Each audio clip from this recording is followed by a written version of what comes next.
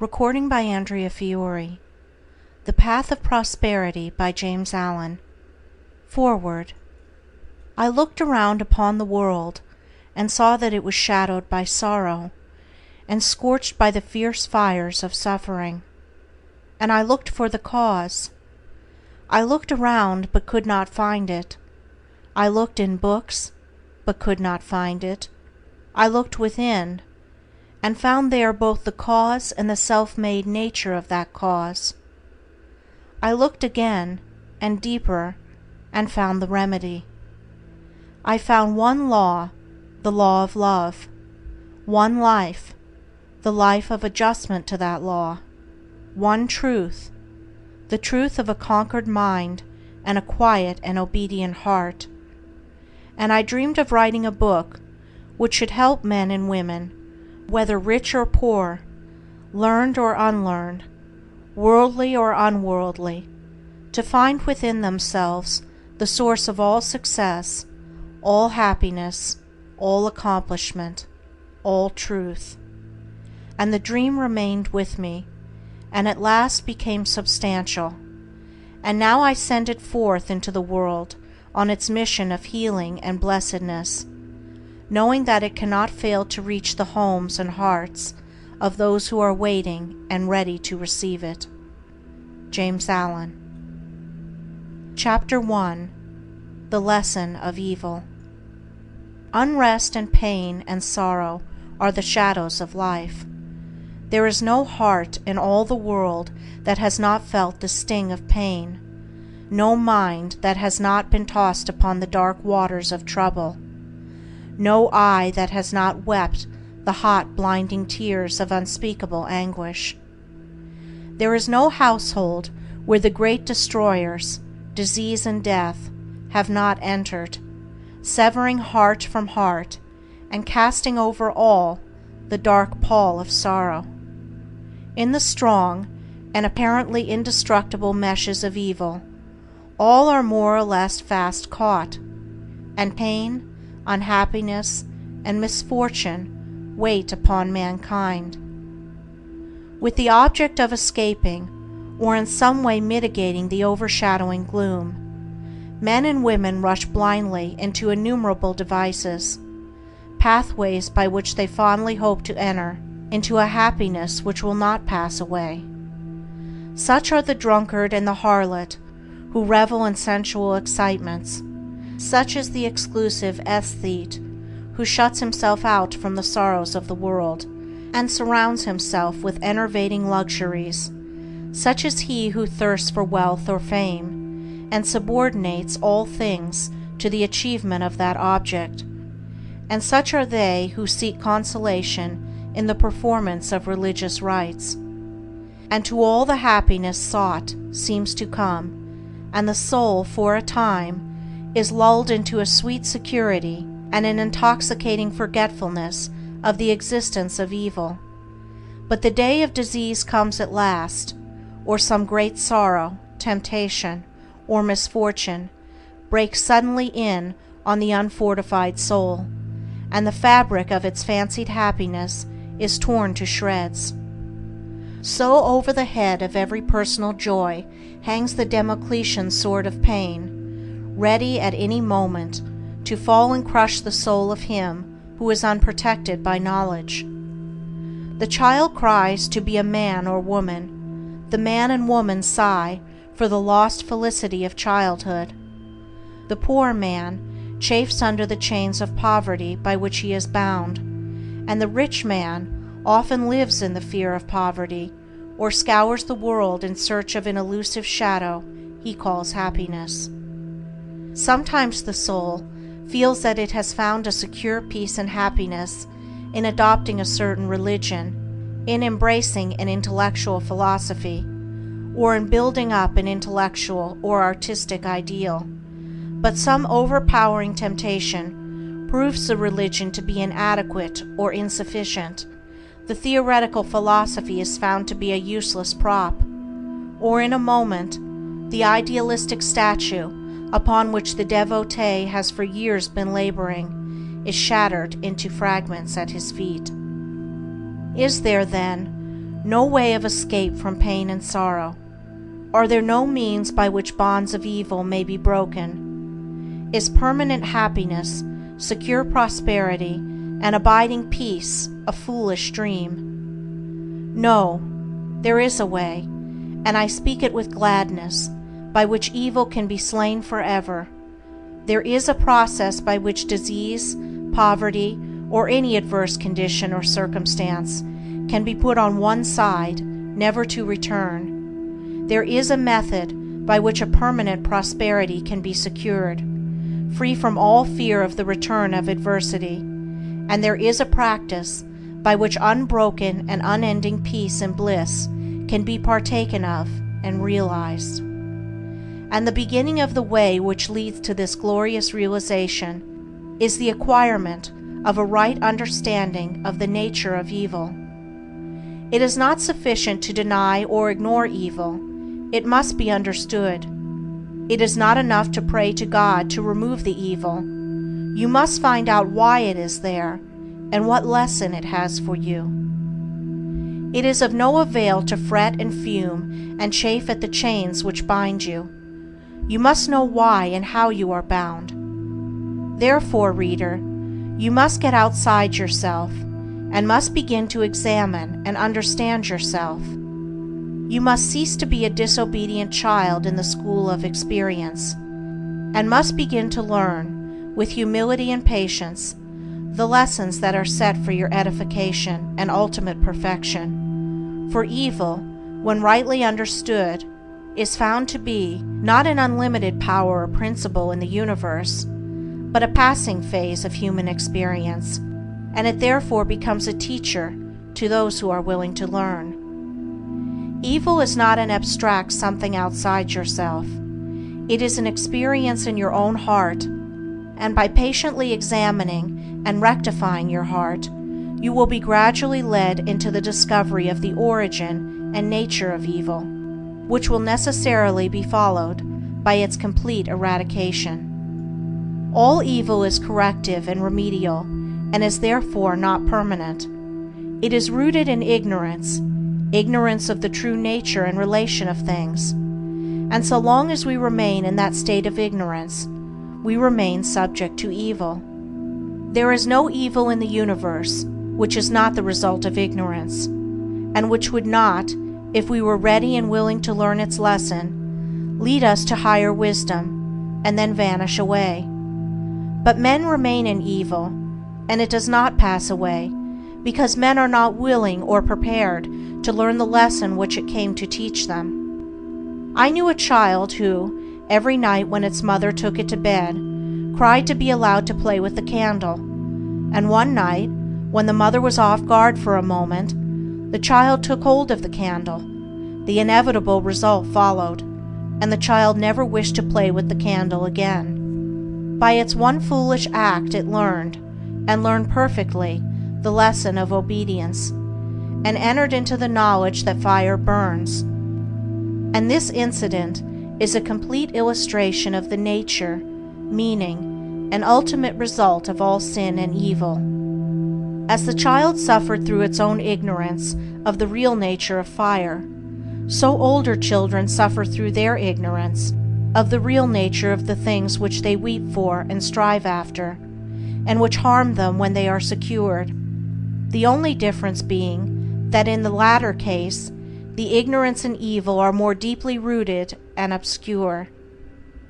Evil has always been symbolized by darkness, and good by light, and hidden within the symbol is contained the perfect interpretation, the reality, for just as light always floods the universe, and darkness is only a mere speck or shadow cast by a small body intercepting a few rays of the illimitable light, so the light of the Supreme Good is the positive and life-giving power which floods the universe, and evil, the insignificant shadow cast by the self that intercepts and shuts off the illuminating rays which strive for entrance. When night folds the world in its black, impenetrable mantle, no matter how dense the darkness, it covers but the small space of half our little planet, while the whole universe is ablaze with living light, and every soul knows that it will awake in the light in the morning. Know then that when the dark night of sorrow,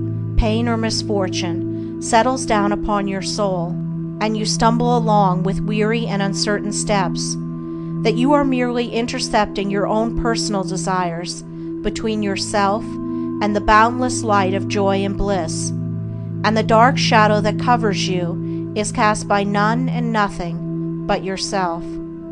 And just as the darkness without is but a negative shadow, an unreality which comes from nowhere, goes to nowhere, and has no abiding dwelling place, so the darkness within is equally a negative shadow, passing over the evolving and light-born soul.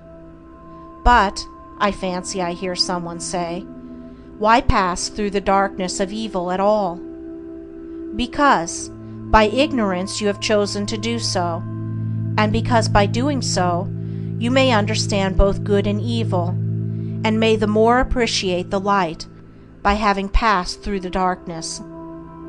As evil is the direct outcome of ignorance, so when the lessons of evil are fully learned, ignorance passes away, and wisdom takes its place. But as a disobedient child refuses to learn its lessons at school, so it is possible to refuse to learn the lessons of experience, and thus to remain in continual darkness, and to suffer continually recurring punishments in the form of disease, disappointment, and sorrow.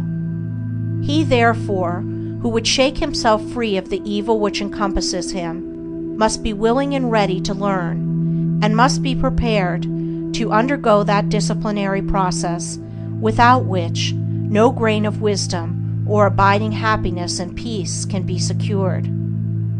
A man may shut himself up in a dark room and deny that the light exists, but it is everywhere without, and darkness exists only in his own little room. So you may shut out the light of truth, or you may begin to pull down the walls of prejudice, self-seeking, and error which you have built around yourself, and so let in the glorious and omnipresent light.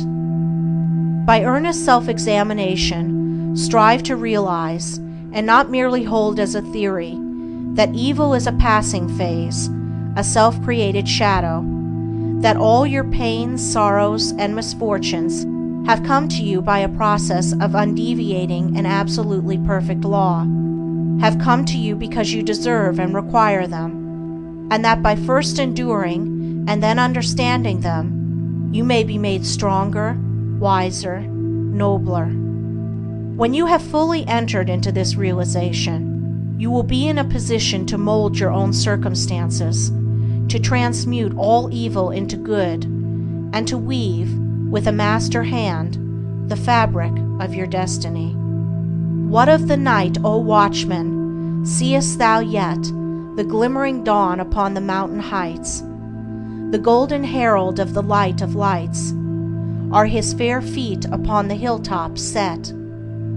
Cometh he yet to chase away the gloom, and with it all the demons of the night? Strike yet his darting rays upon thy sight?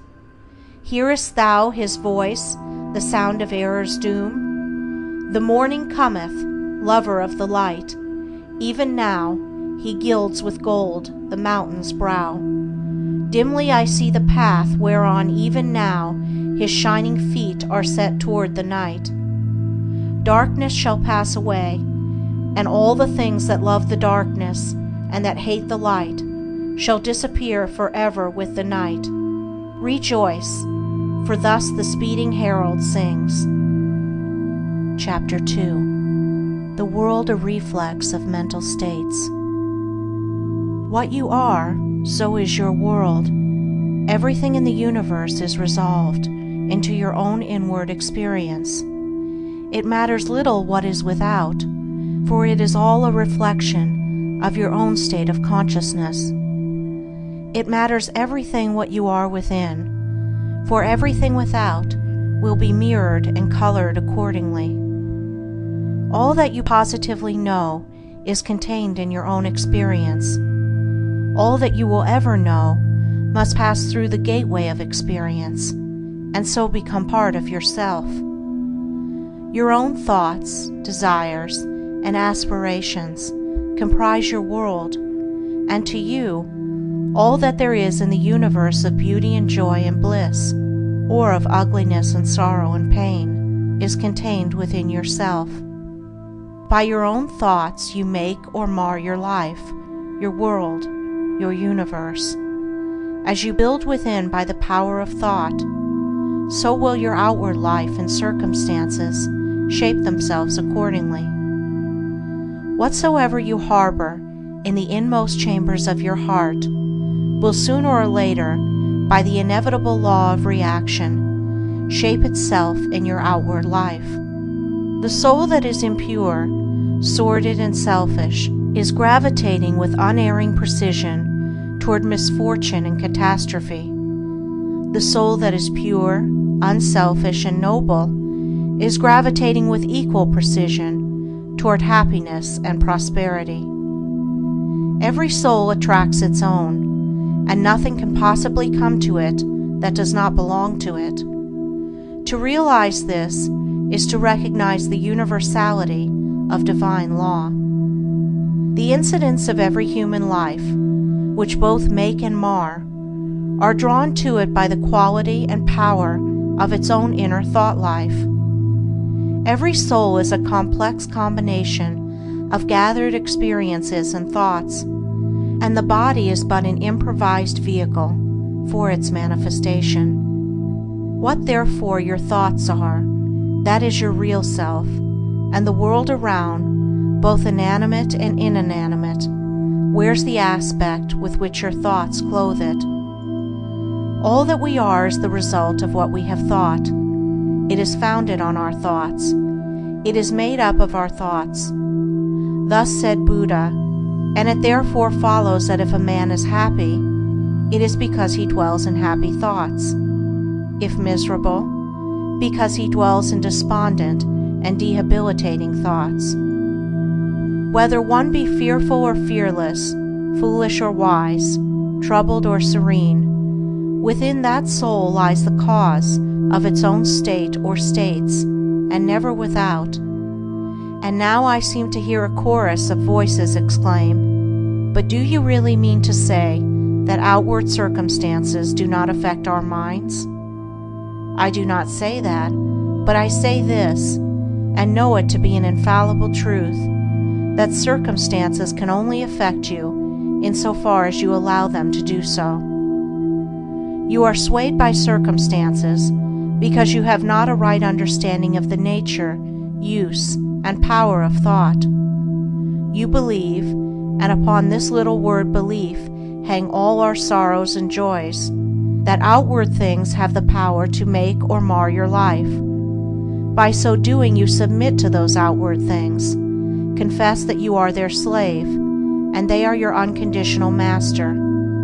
By so doing you invest them with a power which they do not of themselves possess. And you succumb in reality not to mere circumstances, but to the gloom or gladness, the fear or hope, the strength or weakness, which your thought sphere has thrown around them. I knew two men who at an early age lost the hard-earned savings of years. One was very deeply troubled, and gave way to chagrin, worry, and despondency. The other, on reading in his morning paper that the bank in which his money was deposited had hopelessly failed, and that he had lost all, quietly and firmly remarked, "Well, it's gone, and trouble and worry won't bring it back, but hard work will." He went to work with renewed vigor, and rapidly became prosperous, while the former man, continuing to mourn the loss of his money, and to grumble at his bad luck, remained the sport and tool of adverse circumstances, in reality of his own weak and slavish thoughts. The loss of money was a curse to the one, because he clothed the event with dark and dreary thoughts. It was a blessing to the other, because he threw around it thoughts of strength, of hope, and renewed endeavor.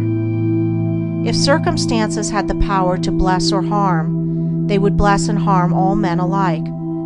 But the fact that the same circumstances will be alike good and bad to different souls proves that the good or bad is not the circumstance, but only in the mind of him that encounters it. When you begin to realize this, you will begin to control your thoughts, to regulate and discipline your mind, and to rebuild the inward temple of your soul, eliminating all useless and superfluous material, and incorporating into your being thoughts alone of joy and serenity, of strength and life, of compassion and love, of beauty and immortality. And as you do this, you will become joyful and serene, strong and healthy, compassionate and loving, and beautiful with the beauty of immortality. As we clothe events with the drapery of our own thoughts, so likewise do we clothe the objects of the visible world around us, and where one sees harmony and beauty, another sees revolting ugliness. An enthusiastic naturalist was one day roaming the country lanes in pursuit of his hobby, and during his rambles came upon a pool of brackish water near a farmyard. As he proceeded to fill a small bottle with the water for the purpose of examination under the microscope, he dilated, with more enthusiasm than discretion, to an uncultivated son of the plough who stood close by, upon the hidden and innumerable wonders contained in the pool, and concluded by saying, "Yes, my friend, within this pool is contained 100, nay, 1,000,000 universes, had we but the sense or the instrument by which we could apprehend them." And the unsophisticated one ponderously remarked, "I know the water be full of tadpoles, but they be easy to catch." When the naturalist, his mind stored with the knowledge of natural facts, saw beauty, harmony, and hidden glory, the mind unenlightened upon those things saw only an offensive mud puddle. The wild flower, which the casual wayfarer thoughtlessly tramples upon, is, to the spiritual eye of the poet, an angelic messenger from the invisible. To many, the ocean is but a dreary expanse of water on which ships sail and are sometimes wrecked. To the soul of the musician, it is a living thing, and he hears, in all its changing moods, divine harmonies. Where the ordinary mind sees disaster and confusion, the mind of the philosopher sees the most perfect sequence of cause and effect, and where the materialist sees nothing but endless death, the mystic sees pulsating and eternal life. And as we clothe both events and objects with our own thoughts, so likewise do we clothe the souls of others in the garments of our thoughts. The suspicious believe everybody to be suspicious. The liar feels secure in the thought that he is not so foolish as to believe that there is such a phenomenon as a strictly truthful person. The envious see envy in every soul. The miser thinks everybody is eager to get his money. He who has subordinated conscience in the making of his wealth sleeps with a revolver under his pillow, wrapped in the delusion that the world is full of conscienceless people who are eager to rob him. And the abandoned sensualist looks upon the saint as a hypocrite. On the other hand, those who dwell in loving thoughts see that all in which calls forth their love and sympathy. The trusting and honest are not troubled by suspicions. The good-natured and charitable, who rejoice at the good fortune of others, scarcely know what envy means.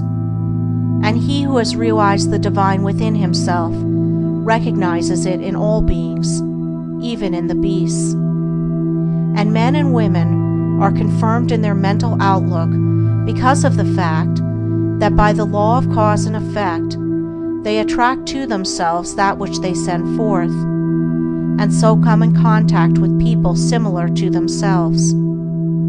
The old adage, "Birds of a feather flock together," has a deeper significance than is generally attached to it. For in the thought world, as in the world of matter, each clings to its kind. Do you wish for kindness? Be kind. Do you ask for truth? Be true. What you give of yourself you find. Your world is a reflex of you. If you are one of those who are praying for and looking forward to a happier world beyond the grave, here is a message of gladness for you. You may enter into and realize that happy world now. It fills the whole universe, and it is within you, waiting for you to find, acknowledge, and possess, said one who knew the inner laws of being. When men shall go here or go there, go not after them. The kingdom of God is within you. What you have to do is believe this. Simply believe it, with a mind unshadowed by doubt, and then meditate upon it till you understand it. You will then begin to purify and to build your inner world. And as you proceed, passing from revelation to revelation, from realization to realization, you will discover the utter powerlessness of outward things beside the magic potency of a self-governed soul. If thou wouldest right the world and banish all its evils and its woes, make its wild places bloom and its drear deserts blossom as the rose, then right thyself. If thou wouldest turn the world from its long lone captivity in sin, restore all broken hearts, slay grief, and let sweet consolation in, turn thou thyself. If thou wouldest cure the world of its long sickness, end its grief and pain, bring in all healing joy, and give to the afflicted rest again, then cure thyself. If thou wouldest wake the world out of its dream of death and darkening strife, bring it to love and peace and light and brightness of immortal life, wake thou thyself. Chapter 3. The Way Out of Undesirable Conditions.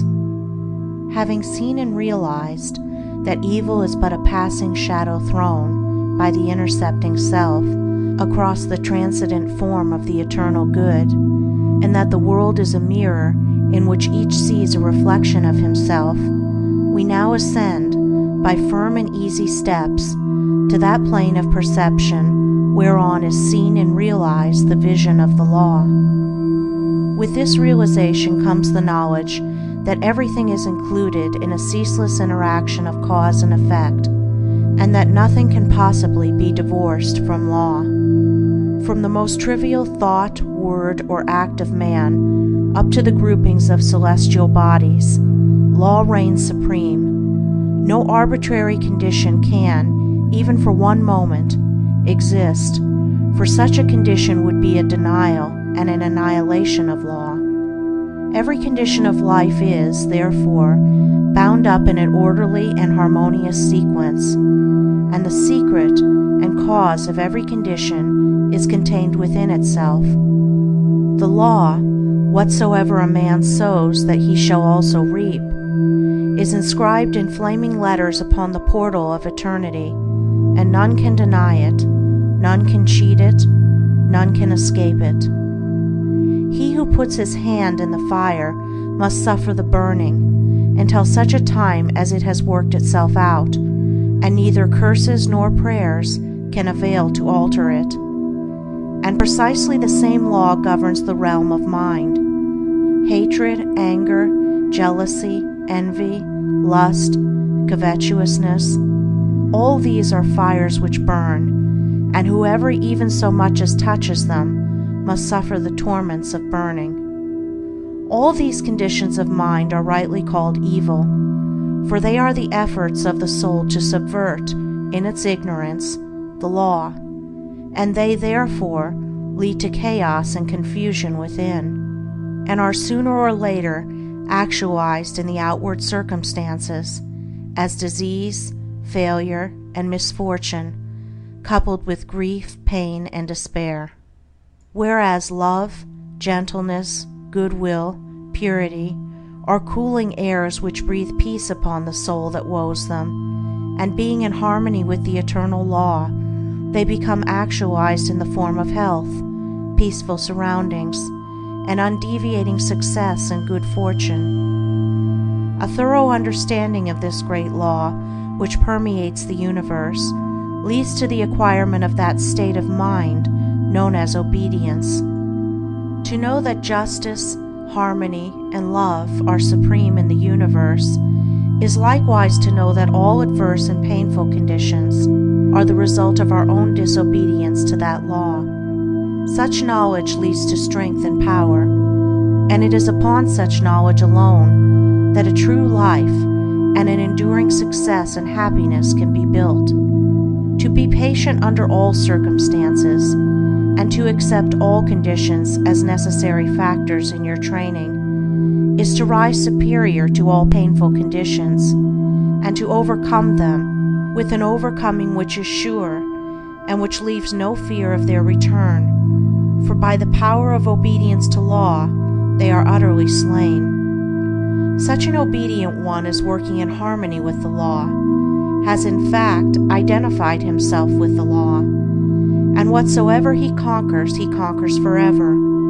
Whatsoever he builds can never be destroyed. The cause of all power, as of all weakness, is within. The secret of all happiness, as of all misery, is likewise within. There is no progress apart from unfoldment within, and no sure foothold of prosperity or peace except by the orderly advancement in knowledge.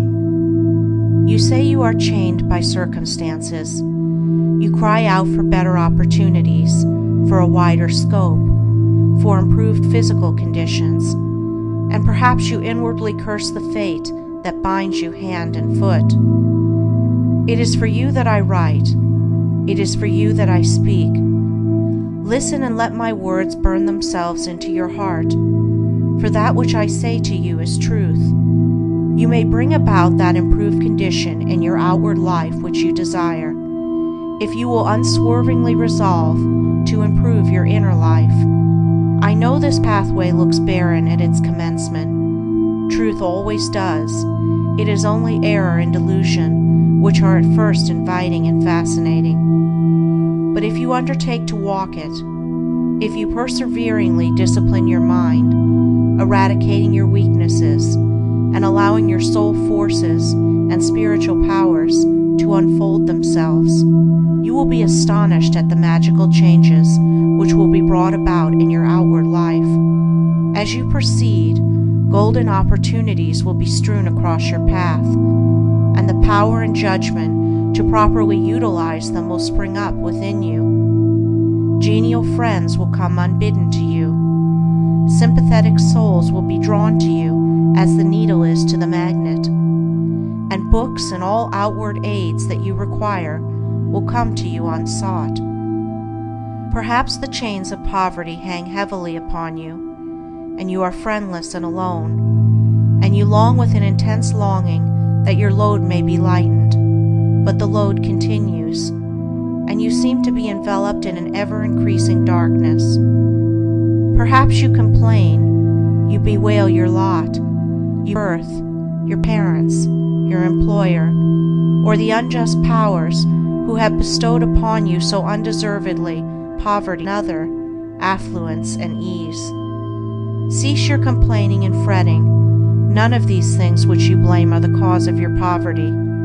The cause is within yourself, and where the cause is, there is the remedy. The very fact that you are a complainer shows that you deserve your lot, shows that you lack the faith which is the ground of all effort and progress. There is no room for a complainer in a universe of law, and worry is soul suicide. By your very attitude of mind, you are strengthening the chains which bind you, and are drawing about you the darkness by which you are enveloped. Alter your outlook upon life, and your outward life will alter.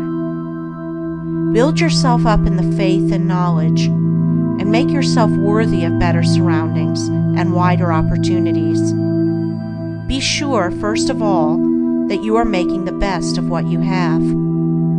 Do not delude yourself into supposing that you can step into greater advantages whilst overlooking smaller ones, for if you could, the advantage would be impermanent, and you would quickly fall back again in order to learn the lesson which you had neglected. As the child at school must master one standard before passing on to the next, so before you can have that greater good which you so desire, must you faithfully employ that which you already possess. The parable of the talents is a beautiful story illustrative of this truth, for does it not plainly show that if we misuse, neglect, or degrade that which we possess, be it ever so mean and insignificant, even that little will be taken from us, for by our conduct we show that we are unworthy of it. Perhaps you are living in a small cottage and are surrounded by unhealthy and vicious influences. You desire a larger and more sanitary residence. Then you must fit yourself for such a residence by first of all making your cottage, as far as possible, a little paradise. Keep it spotlessly clean. Make it look as pretty and sweet as your limited means will allow. Cook your plain food with all care, and arrange your humble table as tastefully as you possibly can. If you cannot afford a carpet, let your rooms be carpeted with smiles and welcomes, fastened down with the nails of kind words, driven in with the hammer of patience. Such a carpet will not fade in the sun, and constant use will never wear it away. So by ennobling your present surroundings, you will rise above them, and above the need of them, and at the right time you will pass on into a better house and surroundings, which have all along been waiting for you, and which you have fitted yourself to occupy. Perhaps you desire more time for thought and effort, and feel that your hours of labor are too hard and long. Then see to it that you are utilizing to the fullest possible extent what little spare time you have. It is useless to desire more time if you are already wasting what little you have, for you would only grow more indolent and indifferent. Even poverty and lack of time and leisure are not the only evils that you imagine they are. And if they hinder you in your progress, it is because you have clothed them in your own weaknesses, and the evil that you see them in is really in yourself. Endeavor to fully and completely realize that insofar as you shape and mold your mind, you are the maker of your destiny, and as, by the transmuting power of self-discipline, you realize this more and more, you will come to see that these so-called evils may be converted into blessings. You will then utilize your poverty for the cultivation of patience, hope, and courage, and your lack of time in the gaining of promptness of action and decision of mind, by seizing the precious moments as they present themselves for your acceptance.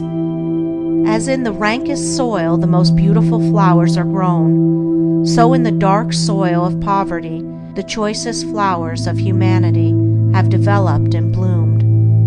Where there are difficulties to cope with and unsatisfactory conditions to overcome, there virtue most flourishes and manifests its glory.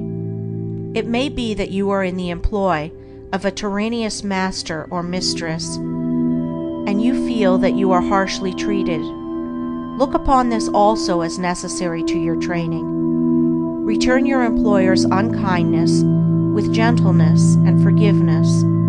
Practice unceasingly patience and self-control.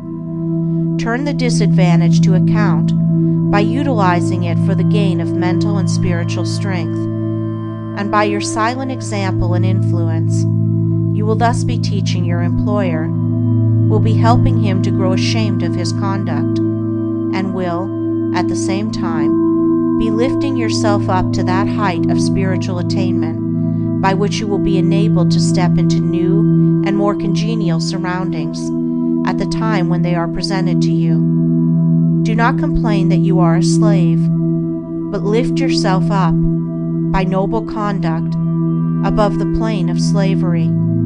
Before complaining that you are a slave to another, be sure that you are not a slave to self. Look within, look searchingly, and have no mercy upon yourself.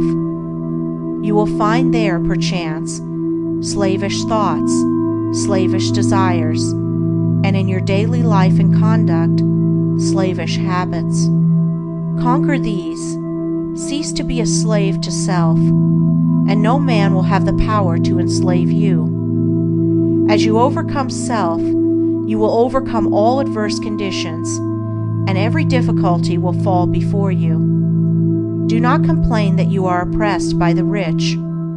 Are you sure that if you gain these riches, you would not be an oppressor yourself? Remember that there is the eternal law, which is absolutely just, and that he who oppresses today must himself be oppressed tomorrow, and from this there is no way of escape. And perhaps you, yesterday, in some former existence, were rich and an oppressor, and that you are now merely paying off the debt which you owe to the great law.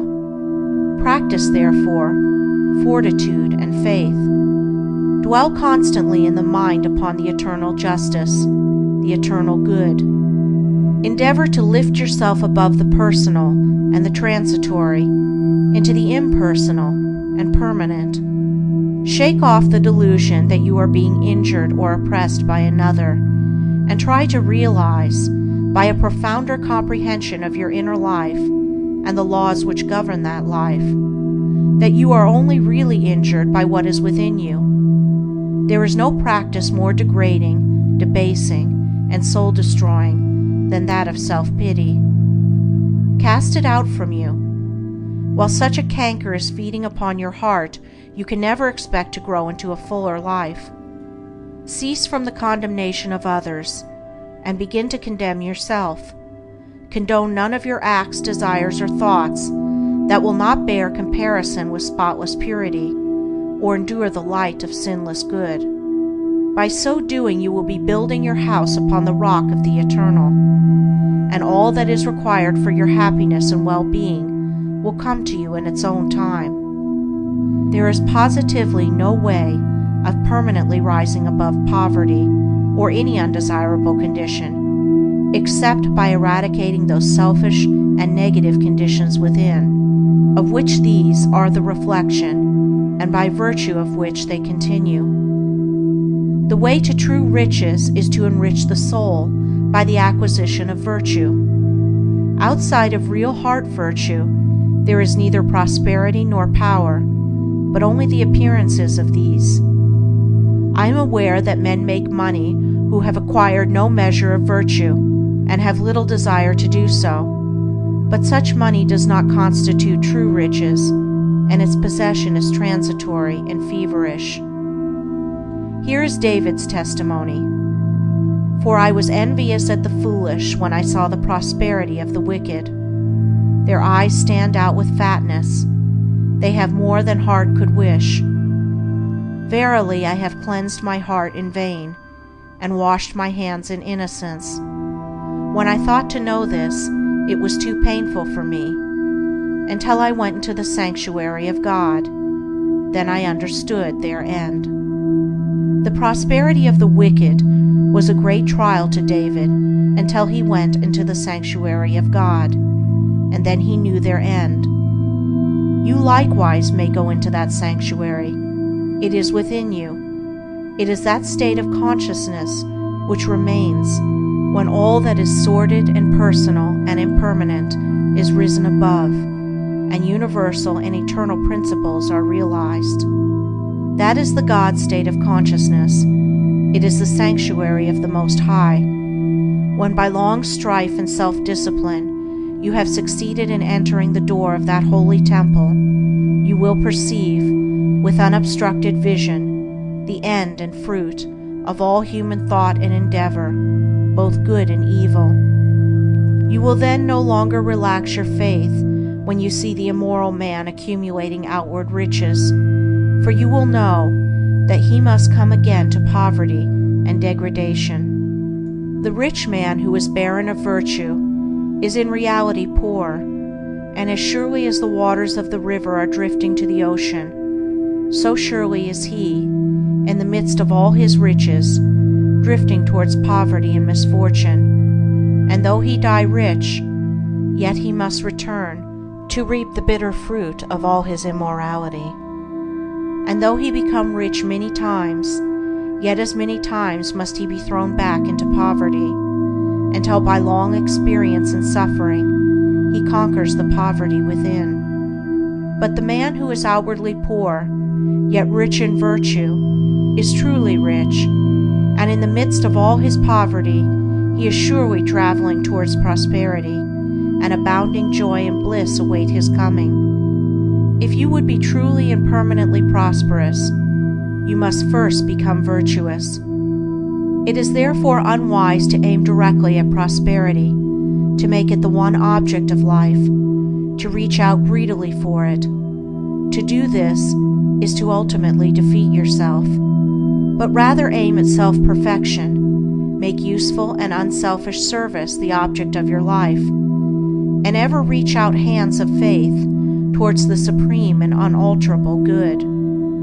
You say you desire wealth not for your sake, but in order to do good with it and to bless others.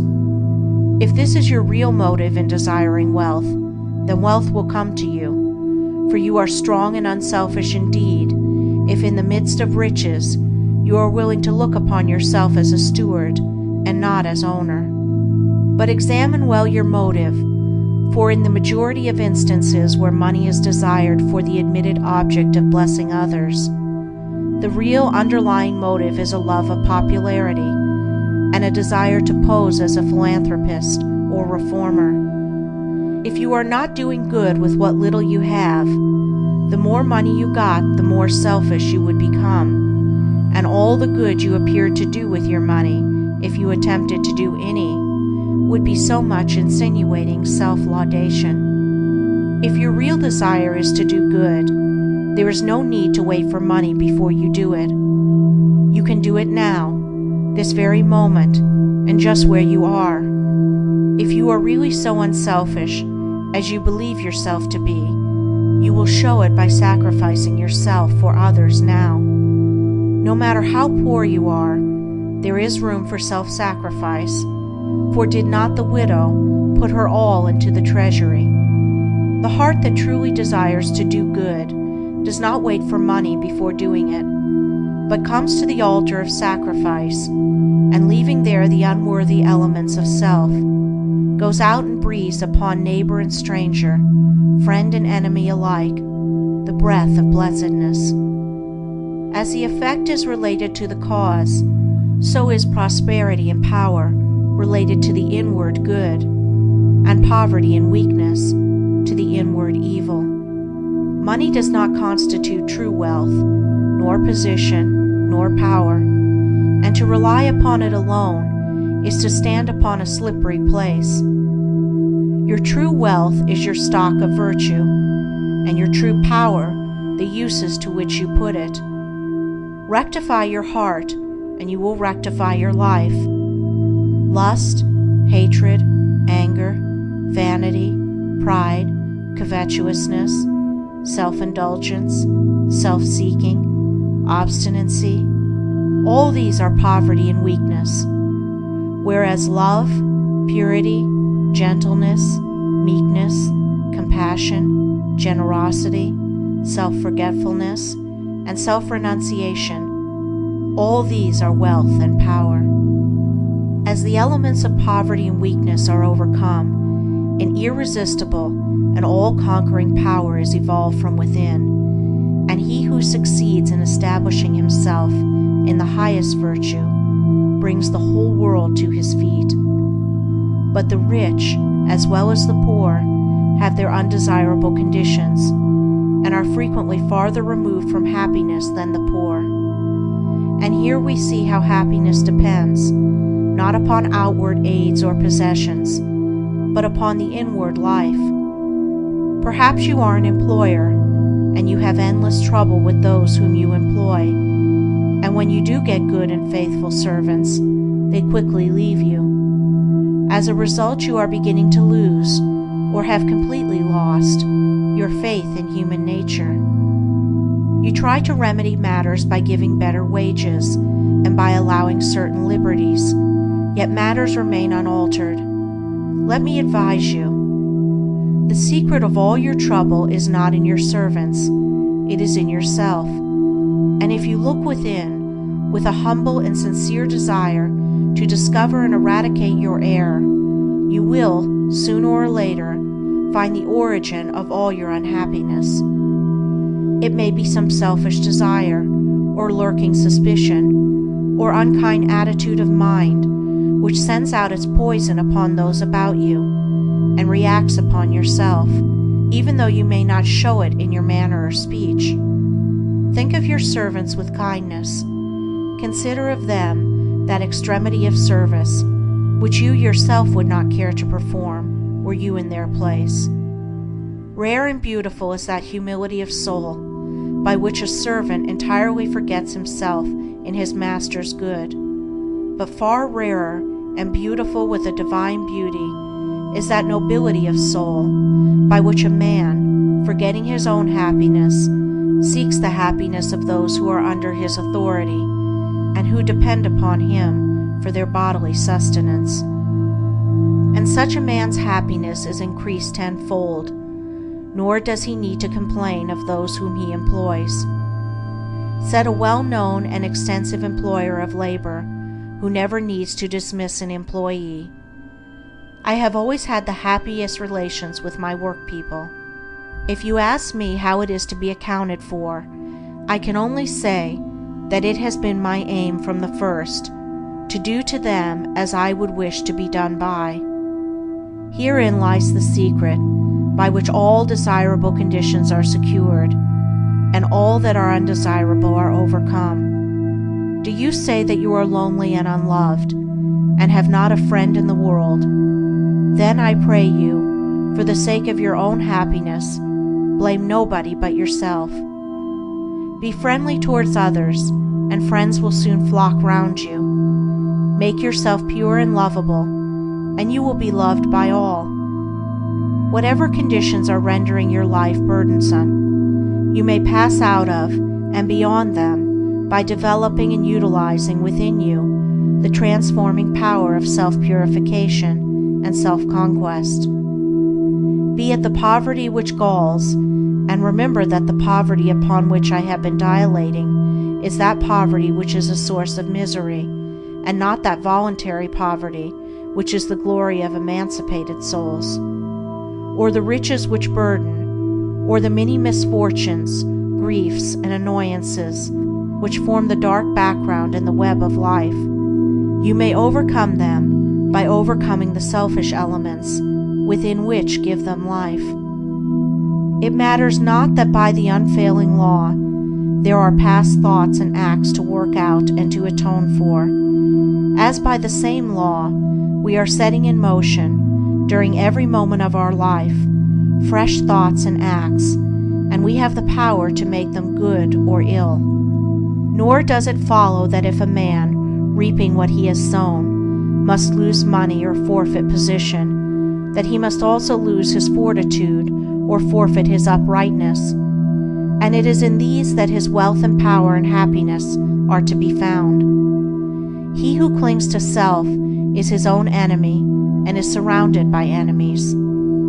He who relinquishes self is his own savior and is surrounded by friends like a protecting belt. Before the divine radiance of a pure heart, all darkness vanishes and all clouds melt away, and he who has conquered self has conquered the universe.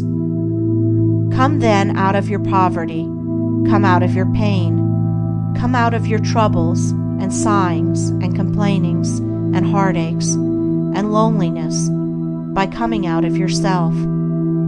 Let the old tattered garment of your petty selfishness fall from you, and put on the new garment of universal love. You will then realize the inward heaven, and it will be reflected in all your outward life. He who sets his foot firmly upon the path of self-conquest, who walks, aided by the staff of faith, the highway of self-sacrifice, will assuredly achieve the highest prosperity and will reap abounding and enduring joy and bliss. To them that seek the highest good, all things subserve the wisest ends. Naught comes as ill, and wisdom lends wings to all shapes of evil brood. The darkening sorrow veils a star that waits to shine with gladsome light. Hell waits on heaven, and after night comes golden glory from afar.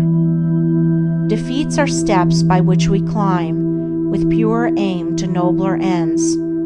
Loss leads to gain, and joy attends true footsteps up the hills of time. Pain leads to paths of holy bliss, to thoughts and words and deeds divine, and clouds that gloom and rays that shine along life's upward highway kiss. Misfortune does not but cloud the way, whose end and summit in the sky of bright success, sun-kissed and high, awaits our seeking and our stay.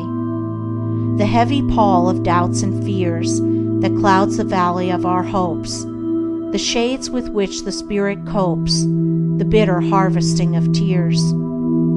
The heartaches, miseries, and griefs, the bruisings born of broken ties, all these are steps by which we rise to living ways of sound beliefs. Love, pitying, watchful, runs to meet the pilgrim from the land of fate.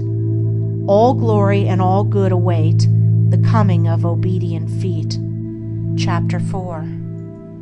The silent power of thought, controlling and directing one's forces.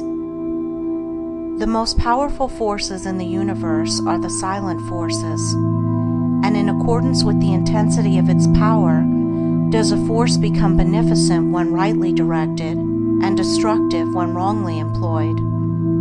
This is a common knowledge in regard to the mechanical forces, such as steam, electricity, etc., but few have yet learned to apply this knowledge to the realm of mind, where the thought forces, most powerful of all, are continually being generated and sent forth as currents of salvation or destruction. At this stage of his evolution, man has entered into the possession of these forces, and the whole trend of his present advancement is their complete subjugation. All the wisdom possible to man on this material earth is to be found only in complete self-mastery, and the command, "Love your enemies," resolves itself into an exaltation to enter here and now into the possession of that sublime wisdom by taking hold of, mastering and transmuting those mind forces to which man is now slavishly subject, and by which he is helplessly borne, like a straw on the stream, upon the currents of selfishness. The Hebrew prophets, with their perfect knowledge of the supreme law, always related outward events to inward thought, and associated national disaster or success with the thoughts and desires that dominated the nation at the time. The knowledge of the causal power of thought is the basis of all their prophecies, as it is the basis of all real wisdom and power. National events are simply the working out of the psychic forces of the nation. Wars, plagues, and famines are the meeting and clashing of wrongly directed thought forces, the culminating points at which destruction steps in as the agent of the law. It is foolish to ascribe war to the influence of one man or to one body of men. It is the crowning horror of national selfishness. It is the silent and conquering thought forces which bring all things into manifestation. The universe grew out of thought. Matter, in its last analysis, is found to be merely objectivized thought.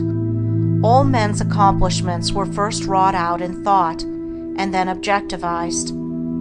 The author, the inventor, the architect, first builds up his work in thought, and having perfected it in all its parts as a complete and harmonious whole upon the thought plane, he then commences to materialize it, to bring it down to the material or sense plane. When the thought forces are directed in harmony with the overruling law, they are upbuilding and preservative, but when subverted, they become disintegrating and self-destructive. To adjust all your thoughts to a perfect and unswerving faith in the omnipotence and supremacy of good is to cooperate with that good, and to realize within yourself the solution and destruction of all evil. Believe and ye shall live. And here we have the true meaning of salvation, salvation from the darkness and negation of evil, by entering into and realizing the living light of the eternal good. Where there is fear, worry, anxiety, doubt, trouble, chagrin, or disappointment, there is ignorance and lack of faith.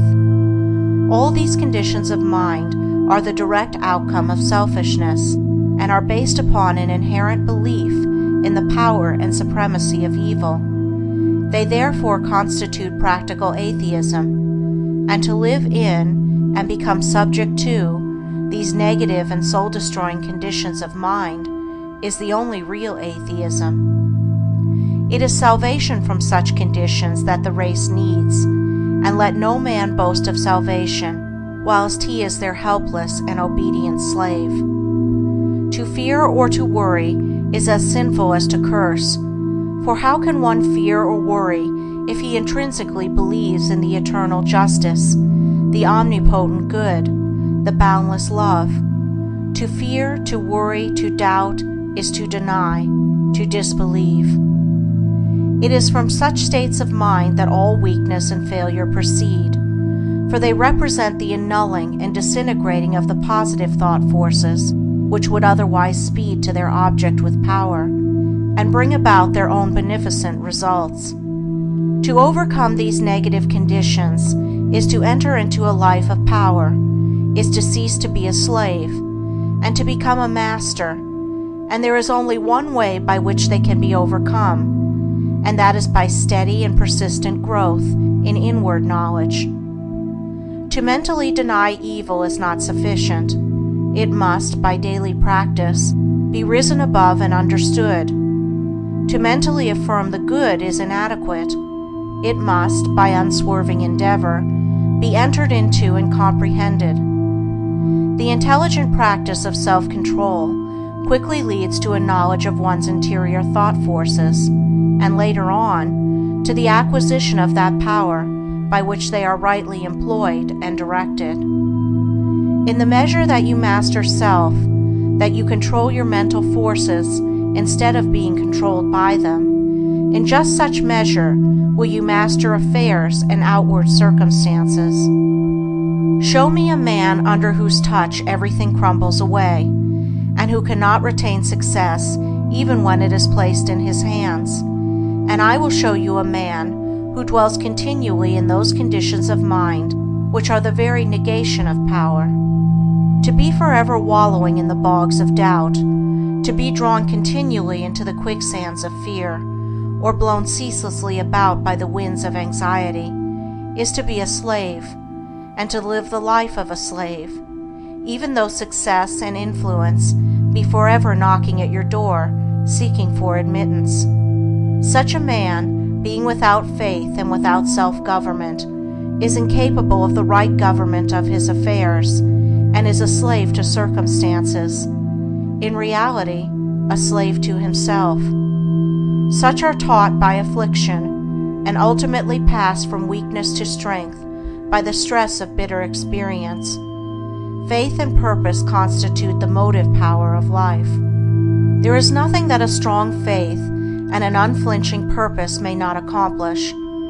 By the daily exercise of silent faith, the thought forces are gathered together, and by the daily strengthening of silent purpose, those forces are directed toward the object of accomplishment. Whatever your position in life may be, before you can hope to enter into any measure of success, usefulness, and power, you must learn how to focus your thought forces by cultivating calmness and repose.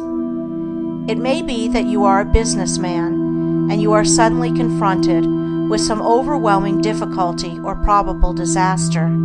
You grow fearful and anxious and are at your wits' end. To persist in such a state of mind would be fatal, for when anxiety steps in, correct judgment passes out. Now, if you will take advantage of a quiet hour or two in the early morning or at night, and go away to some solitary spot, or to some room in your house where you know you will be absolutely free from intrusion, and having seated yourself in an easy attitude, you forcibly direct your mind right away from the subject of anxiety, by dwelling upon something in your life that is pleasing and bliss-giving. A calm, reposeful strength will gradually steal into your mind, and your anxiety will pass away.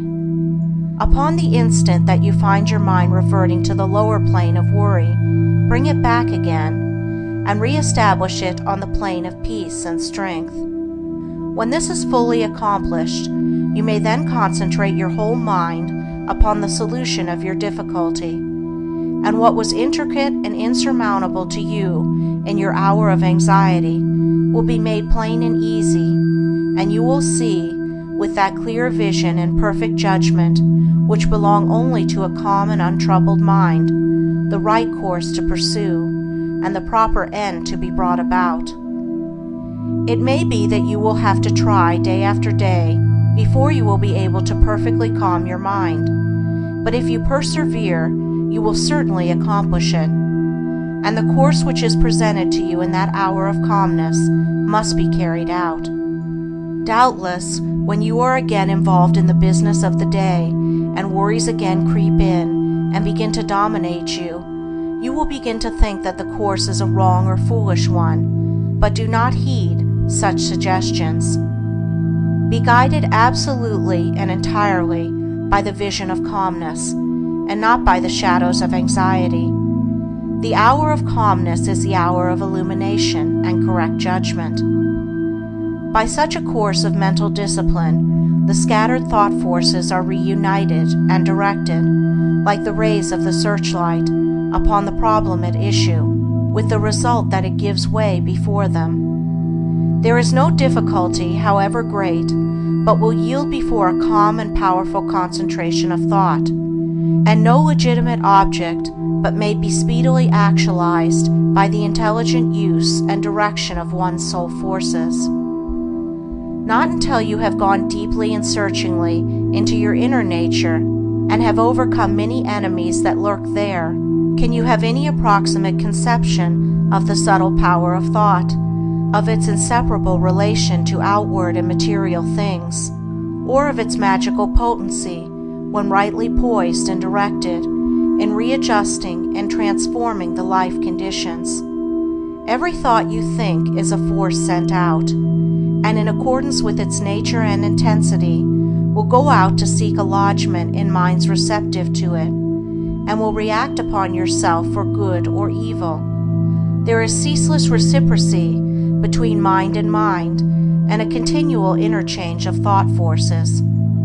Selfish and disturbing thoughts are so many malignant and destructive forces, messengers of evil, sent out to stimulate and augment the evil in other minds, which in turn send them back upon you with added power. While thoughts that are calm, pure, and unselfish are so many angelic messengers sent out into the world with health, healing, and blessedness upon their wings, counteracting the evil forces, pouring the oil of joy upon the troubled waters of anxiety and sorrow, and restoring to broken hearts their heritage of immortality.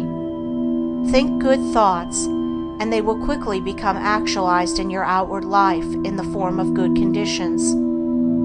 Control your soul forces, and you will be able to shape your outward life as you will. The difference between a Savior and a sinner is this, that the one has a perfect control of all the forces within him. The other is dominated and controlled by them. There is absolutely no other way to true power and abiding peace, but by self-control, self-government, self-purification. To be at the mercy of your disposition is to be impotent, unhappy, and of little real use in the world. The conquest of your petty likes and dislikes, your capricious loves and hates, your fits of anger, suspicion, jealousy, and all the changing moods to which you are more or less helplessly subject. This is the task you have before you, if you would weave into the web of life the golden threads of happiness and prosperity. Insofar as you are enslaved by the changing moods within you, you will need to depend upon others and upon outward aids as you walk through life. If you would walk firmly and securely, and would accomplish any achievement, you must learn to rise above and control all such disturbing and retarding vibrations. You must daily practice the habit of putting your mind at rest, going into the silence, as it is commonly called. This is a method of replacing a troubled thought with one of peace, a thought of weakness with one of strength. Until you succeed in doing this, you cannot hope to direct your mental forces upon the problems and pursuits of life with any appreciable measure of success. It is a process of diverting one's scattered forces into one powerful channel. Just as a useless marsh may be converted into a field of corn or a fruitful garden by draining and directing the scattered and harmful streams into one well-cut channel, so he who acquires calmness and subdues and directs the thought currents within himself saves his soul and fructifies his heart and life. As you succeed in gaining mastery over your impulses and thoughts, you will begin to feel, growing up within you, a new and silent power, and a settled feeling of composure and strength will remain within you. Your latent powers will begin to unfold themselves, and whereas formerly your efforts were weak and ineffectual, you will now be able to work with that calm confidence which commands success. And along with this new power and strength, there will be awakened within you that interior illumination known as intuition, and you will walk no longer in darkness and speculation, but in light and certainty.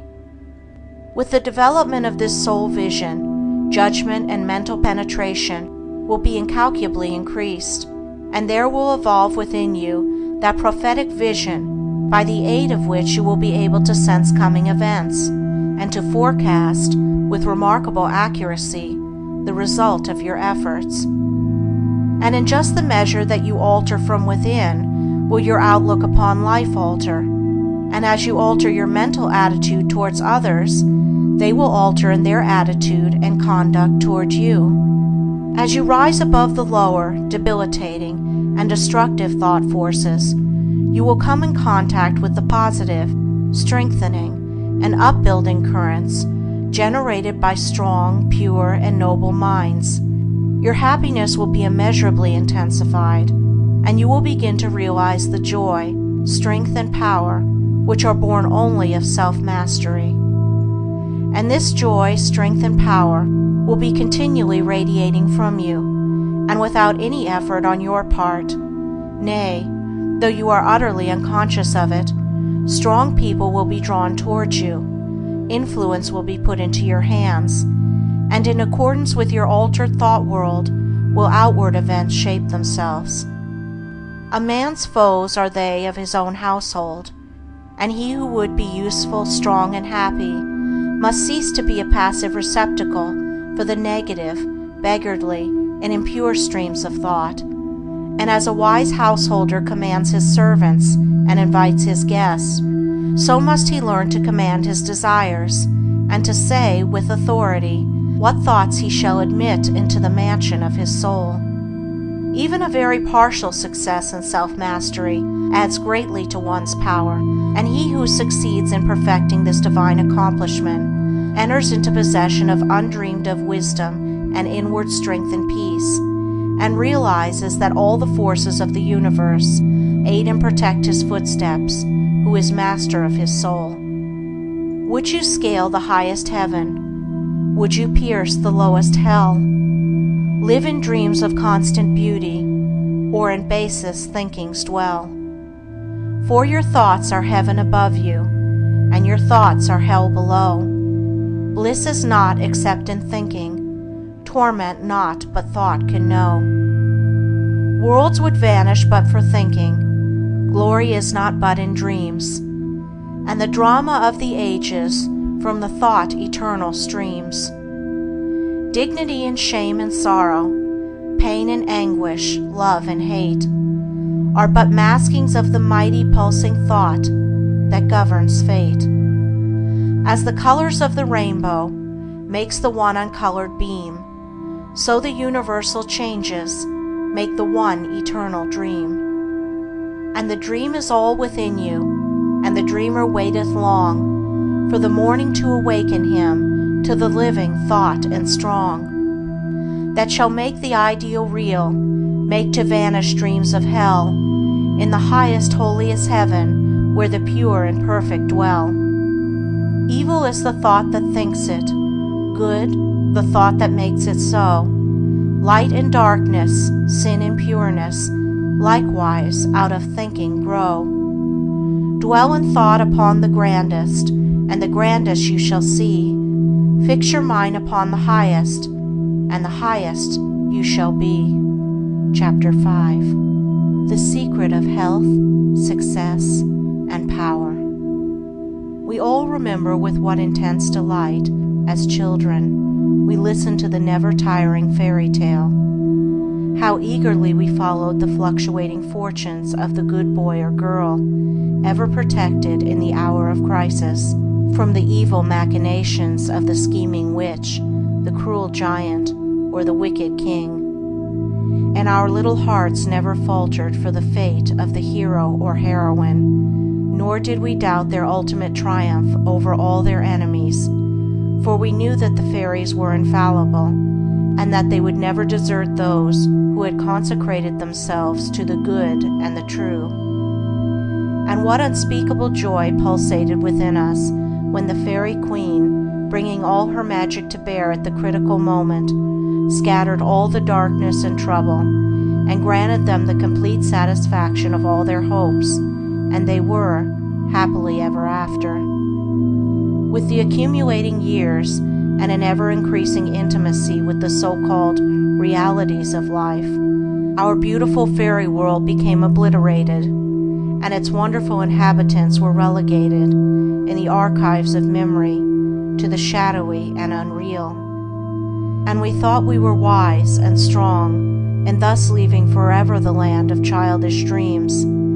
But as we re-become little children in the wondrous world of wisdom, we shall return again to the inspiring dreams of childhood, and find that they are, after all, realities. The fairy folk, so small and nearly always invisible, yet possessed with an all-conquering and magical power, who bestow upon the good health, wealth, and happiness, along with all the gifts of nature in lavish profusion, start again into reality and become immortalized in the soul realm of him who, by the growth in wisdom, has entered into a knowledge of the power of thought and the laws which govern the inner world of being. To him the fairies live again as thought people, thought messengers, thought powers working in harmony with the overruling good. And they who, day by day, endeavor to harmonize their hearts with the heart of the supreme good, do in reality acquire true health, wealth, and happiness.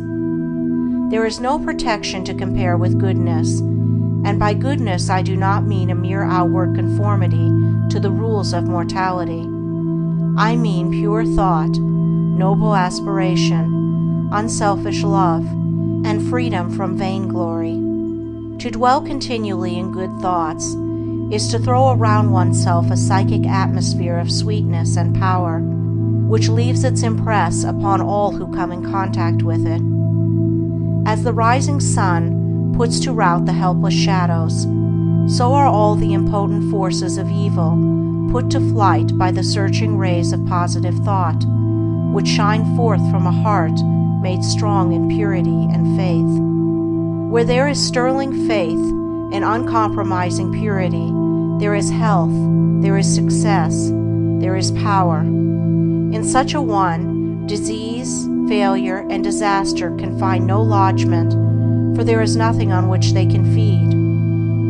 Even physical conditions are largely determined by mental states, and to this truth the scientific world is rapidly being drawn. The old materialistic belief that a man is what his body makes him is rapidly passing away, and is being replaced by the inspiring belief that man is superior to his body, and that his body is what he makes it by the power of thought. Men everywhere are ceasing to believe that a man is despairing because he is dyspeptic, and are coming to understand that he is dyspeptic because he is despairing, and in the near future, the fact that all disease has its origin in the mind will become common knowledge.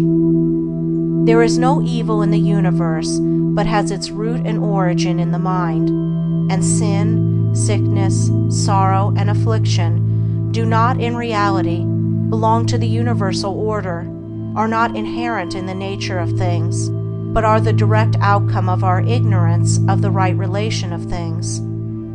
According to tradition, there once lived, in India, a school of philosophers who led a life of such absolute purity and simplicity that they commonly reached the age of 150 years, and to fall sick was looked upon by them as an unpardonable disgrace, for it was considered to indicate a violation of law.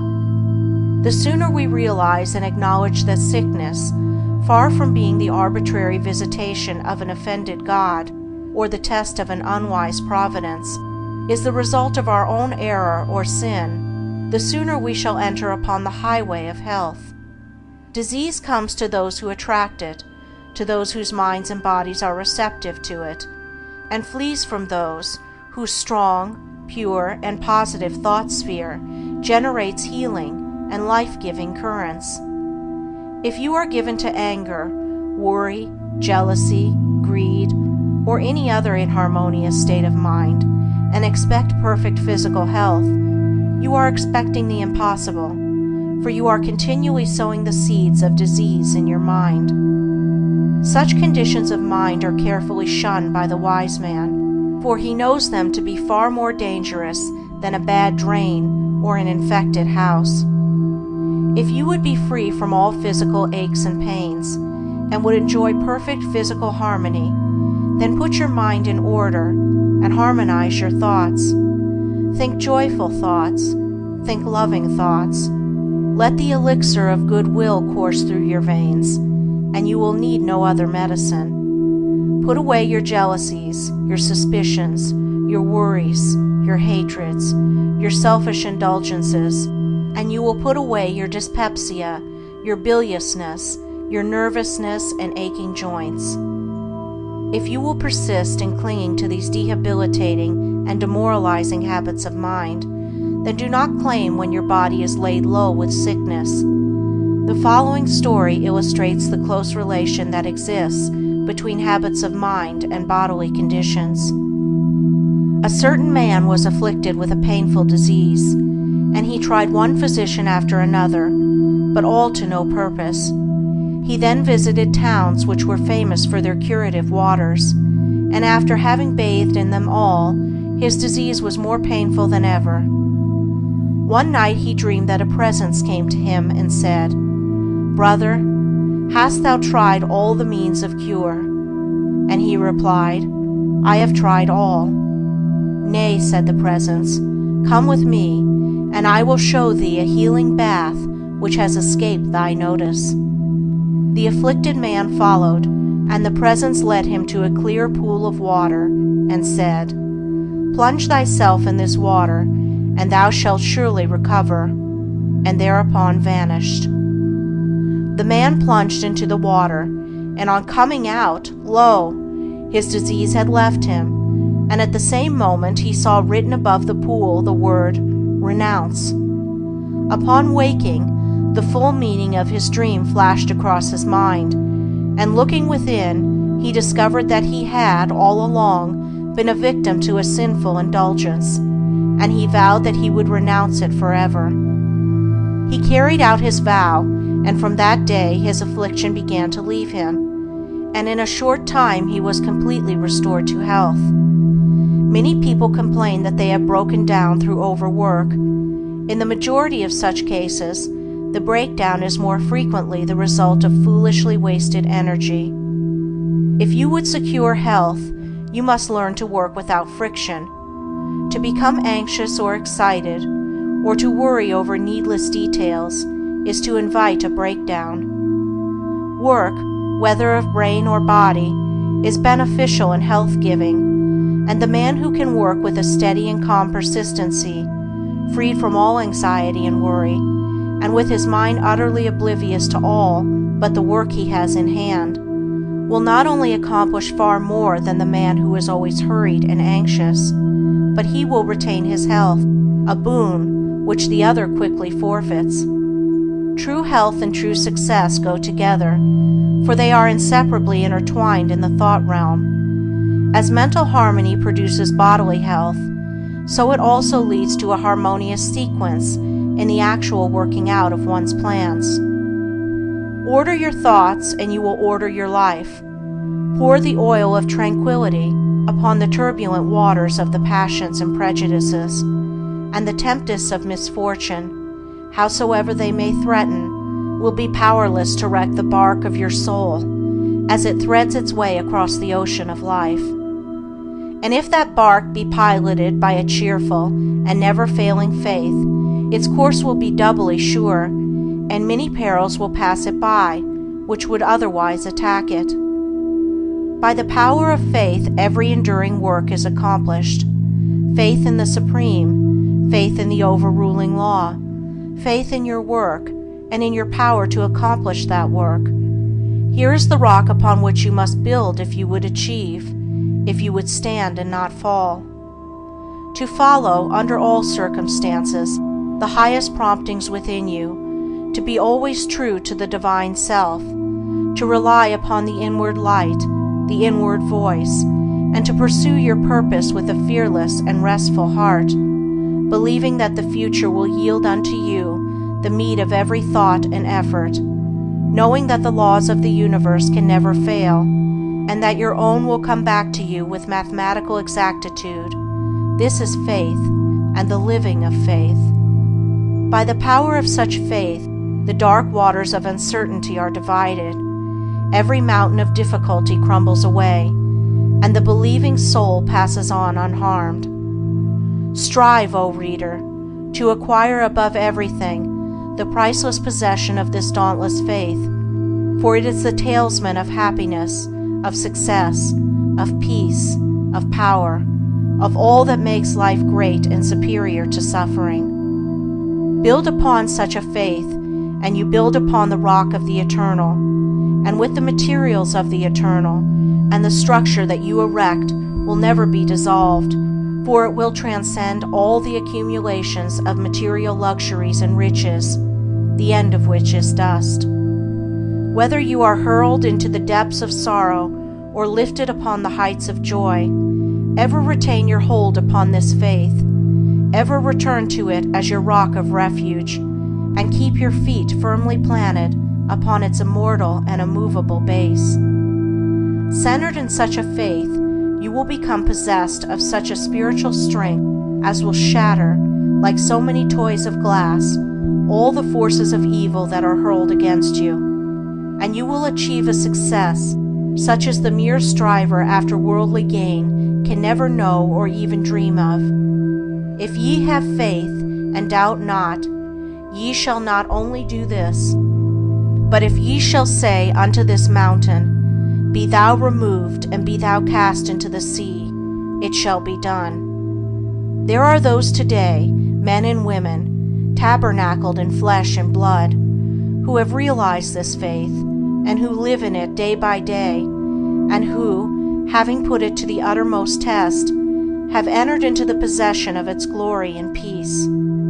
Such have sent out the word of command, and the mountains of sorrow and disappointment, of mental weariness and physical pain have passed from them, and have been cast into the sea of oblivion. If you would become possessed of this faith, you will not need to trouble about your success or failure, and success will come. You will not need to become anxious about results, but will work joyfully and peacefully, knowing that right thoughts and right efforts will inevitably bring about right results. I know a lady who has entered into many blissful satisfactions, and recently a friend remarked to her, "Oh, how fortunate you are. You only have to wish for a thing, and it comes to you." And it did, indeed, appear so on the surface, but in reality all the blessedness that has entered into this woman's life is the direct outcome of the inward state of blessedness which she has, throughout life, been cultivating and training toward perfection. Mere wishing brings nothing but disappointment. It is living that tells. The foolish wish and grumble, the wise work and wait. And this woman had worked without and within, but especially within, upon heart and soul, and with the invisible hands of the Spirit she had built up, with the precious stones of faith, hope, joy, devotion, and love, a fair temple of light, whose glorifying radiance was ever round about her. It beamed in her eye, it shone through her countenance, it vibrated in her voice, and all who came into her presence felt its captivating spell. And as with her, so with you. Your success, your failure, your influence, your whole life you carry about with you, for your dominant trends of thought are the determining factors in your destiny. Send forth loving, stainless, and happy thoughts, and blessings will fall into your hands, and your table will be spread with the cloth of peace. Send forth hateful, impure, and unhappy thoughts, and curses will rain down upon you, and fear and unrest will wait upon your pillow. You are the unconditional maker of your fate, be that fate what it may. Every moment you are sending forth from you the influences which will make or mar your life. Let your heart grow large and loving and unselfish, and great and lasting will be your influence and success, even though you make little money. Confine it within the narrow limits of self-interest, and even though you become a millionaire, your influence and success, at the final reckoning, will be found to be utterly insignificant. Cultivate then this pure and unselfish spirit, and combine with purity and faith, singleness of purpose, and you are evolving from within the elements, not only of abounding health and enduring success, but of greatness and power. If your present position is distasteful to you, and your heart is not in your work, nevertheless perform your duties with scrupulous diligence, and whilst resting your mind in the idea that a better position and greater opportunities are waiting for you, ever keep an active mental outlook for budding possibilities, so that when the critical moment arrives and the new channel presents itself, you will step into it with your mind fully prepared for the undertaking, and with that intelligence and foresight which is born of mental discipline. Whatever your task may be, concentrate your whole mind upon it. Throw into it all the energy of which you are capable. The faultless completion of small tasks leads inevitably to larger tasks. See to it that you rise by steadily climbing, and you will never fall, and herein lies the secret of true power. Learn, by consistent practice, how to husband your resources, and to concentrate them, at any moment, upon a given point. The foolish waste all their mental and spiritual energy in frivolity, foolish chatter, or selfish argument, not to mention wasteful physical excesses. If you would acquire overcoming power, you must cultivate poise and passivity. You must be able to stand alone. All power is associated with immovability. The mountain, the massive rock, the storm-tried oak, all speak to us of power because of their combined solitary grandeur and defiant fixity, while the shifting sand, the yielding twig, and the wavering reed speak to us of weakness because they are movable and non-resistant, and are utterly useless when detached from their fellows. He is the man of power, who when all his fellows are swayed by some emotion or passion, remains calm and unmoved. He only is fitted to command and control who has succeeded in commanding and controlling himself. The hysterical, the fearful, the thoughtless and frivolous, let such seek company, for they will fall for lack of support. But the calm, the fearless, the thoughtful, and let such seek the solitude of the forest, the desert, and the mountain top, and to their power more power will be added, and they will more and more successfully stem the psychic currents and whirlpools which engulf mankind. Passion is not power, it is the abuse of power, the dispersion of power.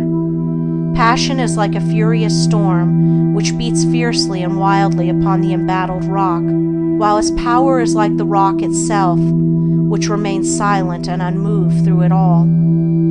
That was a manifestation of true power when Martin Luther, wearied with the persuasions of his fearful friends, who were doubtful as to his safety should he go to Worms, replied, "If there were as many devils in Worms as there are tiles on the housetops, I would go." And when Benjamin Disraeli broke down in his first parliamentary speech and brought upon himself the derision of the House, that was an exhibition of germinal power when he exclaimed, "The day will come when you will consider it an honor to listen to me." When that young man whom I knew, passing through continual reverses and misfortunes, was mocked by his friends and told to desist from further effort, and he replied, "The time is not far distant when you will marvel at my good fortune and success," he showed that he possessed of that silent and irresistible power which has taken him over innumerable difficulties and crowned his life with success. If you have not this power, you may acquire it by practice, and the beginning of power is likewise the beginning of wisdom. You must commence by overcoming those purposeless trivialities to which you have hitherto been a willing victim. Boisterous and uncontrolled laughter, slander and idle talk, and joking merely to raise a laugh, all these things must be put on one side, as so much waste of valuable energy. St. Paul never showed his wondrous insight into the hidden laws of human progress to greater advantage than when he warned the Ephesians against foolish talking and jesting, which is not convenient. For to dwell habitually in such practices is to destroy all spiritual power in life. As you succeed in rendering yourself impervious to such mental dissipations, you will begin to understand what true power is, and you will then commence to grapple with the more powerful desires and appetites which hold your soul in bondage and bar the way to power, and your further progress will then be made clear. Above all, be of single aim, have a legitimate and useful purpose, and devote yourself unreservedly to it. Let nothing draw you aside. Remember that the double-minded man is unstable in all his ways. Be eager to learn, but slow to beg. Have a thorough understanding of your work, and let it be your own. And as you proceed, ever following the inward guide, the infallible voice, you will pass on from victory to victory, and will rise step by step to higher resting places. And your ever-broadening outlook will gradually reveal to you the essential beauty and purpose of life. Self-purified, health will be yours. Faith protected, success will be yours. Self-governed, power will be yours, and all that you do will prosper. For ceasing to be a disjointed unit, self-enslaved, you will be in harmony with the great law, working no longer against, but with, the universal life, the eternal good. And what health you gain, it will remain with you. What success you achieve will be beyond all human computation and will never pass away. And what influence and power you wield will continue to increase throughout the ages, for it will be a part of that unchangeable principle which supports the universe. This, then, is the secret of health, a pure heart and a well-ordered mind. This is the secret of success, an unfaltering faith and a wisely directed purpose, and to rein in with unfaltering will, the dark steed of desire. This is the secret of power. All ways are waiting for my feet to tread, the light and dark, the living and the dead, the broad and narrow way, the high and low, the good and bad, and with quick step or slow. I now may enter any way I will, and find by walking which is good, which ill. And all good things my wandering feet await, if I but come with my vow inviolate, unto the narrow, high, and holy way of heart-born purity, and therein stay, walking, secure from him who taunts and scorns, to flowery meads across the path of thorns. And I may stand where health, success, and power await my coming, if each fleeting hour I cling to love and patience, and abide with stainlessness, and never step aside from high integrity, so shall I see, at last, the land of immortality. And I may seek and find, I may achieve, I may not claim, but losing, may retrieve. The law bends not for me, but I must bend unto the law, if I would reach the end of my afflictions, if I would restore my soul to light and life, and weep no more. Not mine the arrogant and selfish claim, to all good things be mine the lowly aim, to seek and find, to know and comprehend, and wisdom ward all holy footsteps wend. Nothing is mine to claim or to command, but all is mine to know and understand. Chapter 6. The Secret of Abounding Happiness. Great is the thirst for happiness, and equally great is the lack of happiness. The majority of the poor long for riches, believing that their possession would bring them supreme and lasting happiness. Many who are rich, having gratified every desire and whim, suffer from ennui and repletion, and are farther from the possession of happiness even than the very poor. If we reflect upon this state of things, it will ultimately lead us to a knowledge of the all-important truth, that happiness is not derived from mere outward possessions, nor misery from the lack of them. For if this were so, we should find the poor always miserable and the rich always happy, whereas the reverse is frequently the case.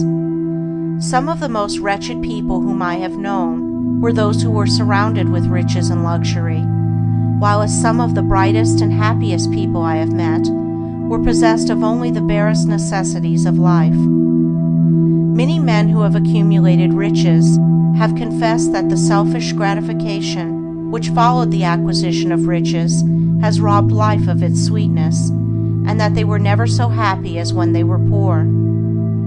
What then is happiness, and how is it to be secured? Is it a figment, a delusion, and is suffering alone perennial? We shall find, after earnest observation and reflection, that all, except those who have entered the way of wisdom, believe that happiness is only to be obtained by the gratification of desire. It is this belief, rooted in the soil of ignorance and continually watered by selfish cravings, that is the cause of all the misery in the world. And I do not limit the word desire to the grosser animal cravings. It extends to the higher psychic realm, where far more powerful, subtle, and insidious cravings hold in bondage the intellectual and refined, depriving them of all that beauty, harmony, and purity of soul whose expression is happiness. Most people will admit that selfishness is the cause of all the unhappiness in the world, but they fall under the soul-destroying delusion that it is somebody else's selfishness and not their own. When you are willing to admit that all your unhappiness is the result of your own selfishness, you will not be far from the gates of paradise. But so long as you are convinced that it is the selfishness of others that is robbing you of joy, so long will you remain a prisoner in your own self-created purgatory. Happiness is that inward state of perfect satisfaction, which is joy and peace, and from which all desire is eliminated. The satisfaction which results from gratified desire is brief and illusionary, and is always followed by an increased demand for gratification. Desire is as insatiable as the ocean, and clamors louder and louder as its demands are attended to. It claims ever-increasing service from its deluded devotees, until at last they are struck down with physical or mental anguish, and are hurled into the purifying fires of suffering. Desire is the reign of hell, and all torments are centered there. The giving up of desire is the realization of heaven, and all delights await the pilgrim there.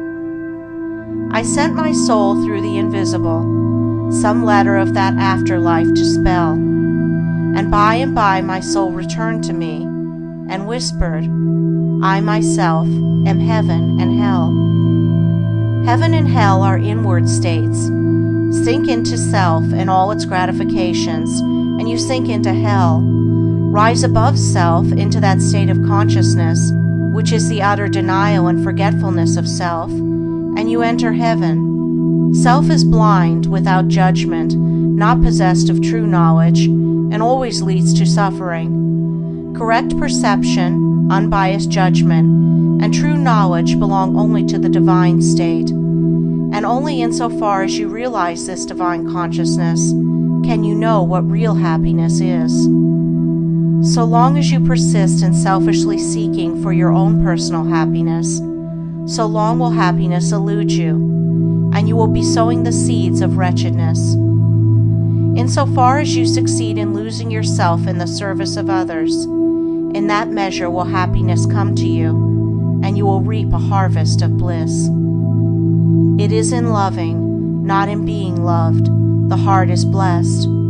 It is in giving, not in seeking gifts, we find our quest. Whatever be thy longing or thy need, that do thou give, so shall thy soul be fed, and thou indeed shalt truly live. Cling to self and you cling to sorrow. Relinquish self and you enter into peace.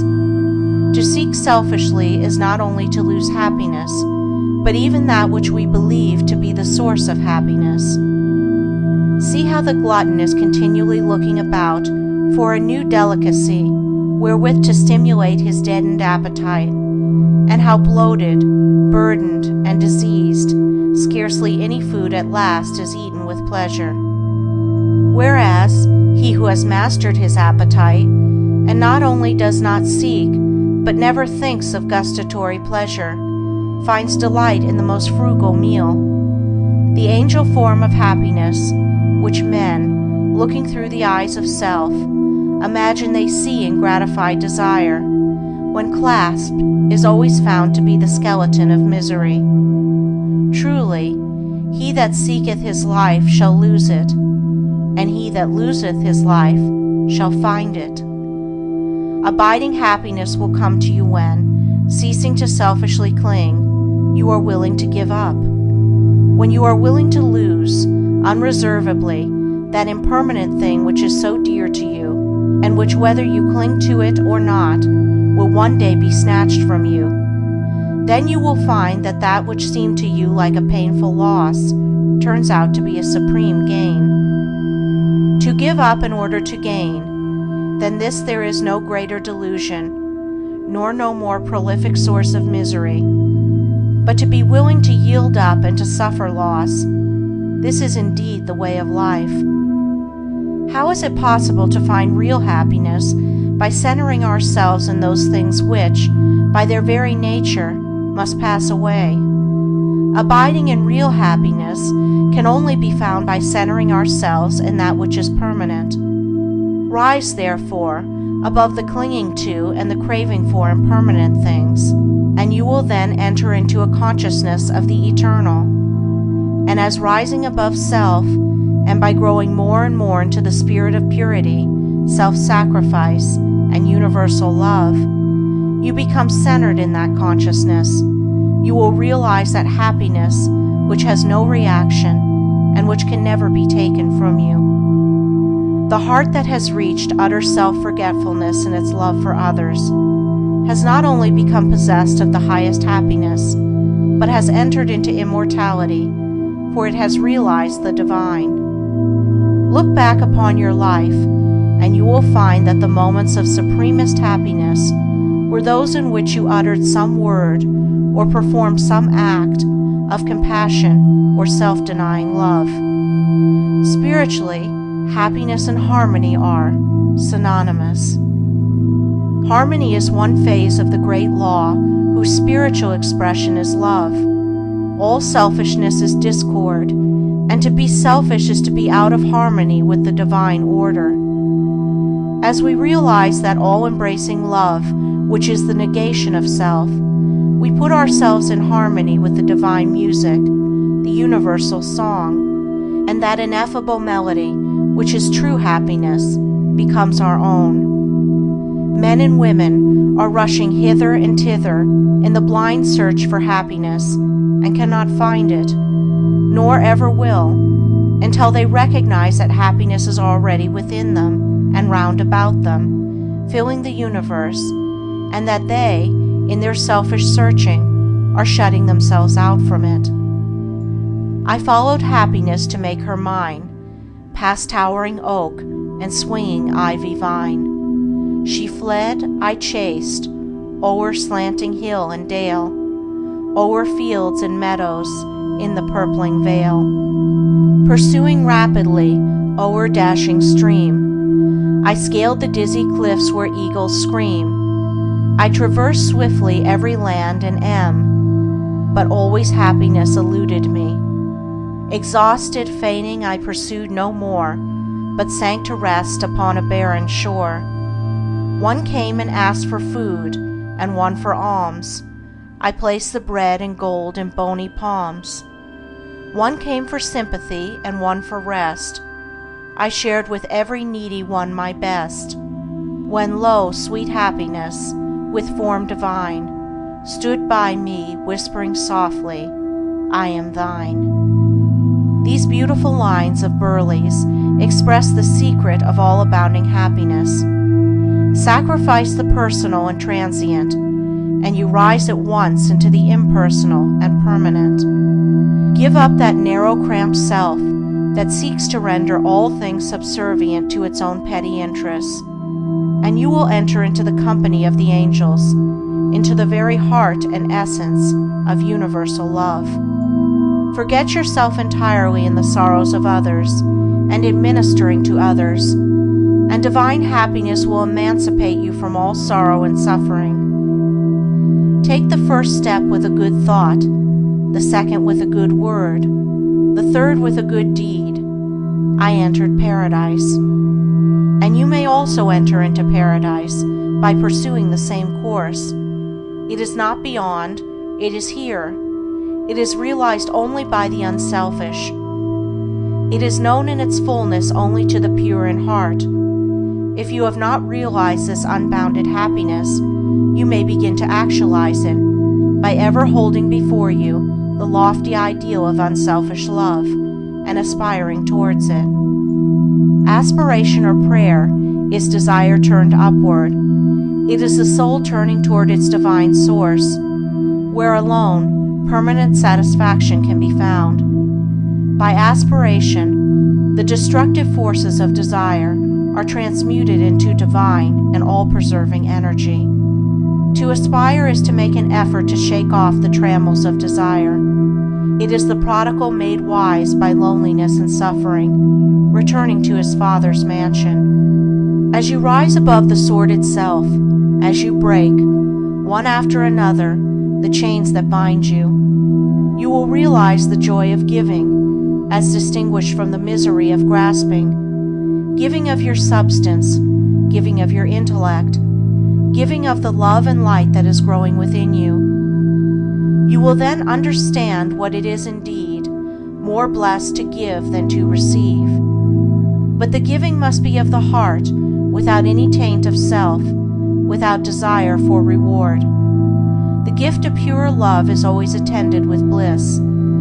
If after you have given, you are wounded because you are not thanked or flattered, or your name put in the paper. Know then that your gift was prompted by vanity and not by love, and you are merely giving in order to get, were not really giving, but grasping. Lose yourself in the welfare of others. Forget yourself in all that you do. This is the secret of unbounding happiness. Ever be on the watch to guard against selfishness, and learn faithfully the divine lessons of inward sacrifice. So shall you climb the highest heights of happiness, and shall remain in the never-clouded sunshine of universal joy, clothed in the shining garment of immortality.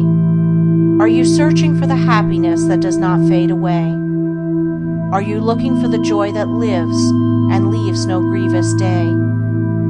Are you panting for the water brooks of love and life and peace? Then let all dark desires depart and selfish seeking cease. Are you lingering the paths of pain, grief-haunted, stricken sore? Are you wandering in the ways that wound your weary feet the more?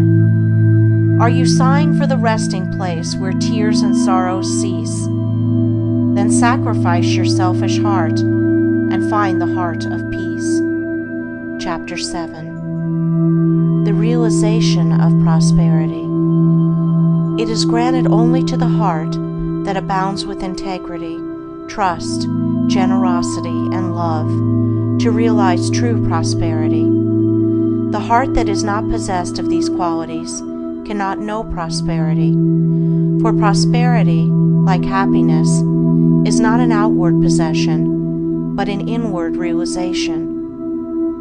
The greedy man may become a millionaire, but he will always be wretched and mean and poor, and will even consider himself outwardly poor, so long as there is a man in the world who is richer than himself, whilst the upright, the open-handed and loving, will realize a full and rich prosperity, even though their outward possessions may be small. He is poor who is dissatisfied.